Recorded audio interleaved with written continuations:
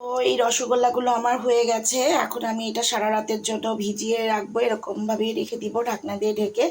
আমার এখানে মানে আমার একটু ছোট সাইজ বড় সাইজ হয়েছে, কারণ আমি একটু বেশি পরিমাণে মানে একটু পরিমাণে আমার 12টা হয়েছিল। একটা আমি টেস্ট করলাম, আর এখানে আছে 11 পিস রসগোল্লা।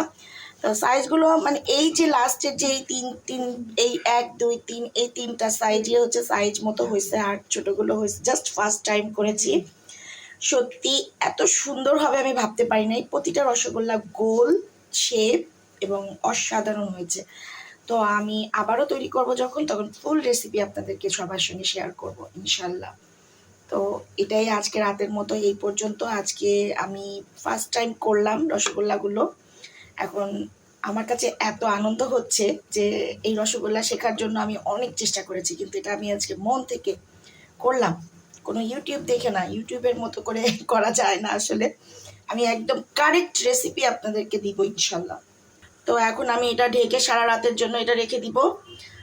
কাল আবার রসগোল্লাগুলো নিয়ে আসবো, দেখাবো কেমন হয়েছে। টাটা।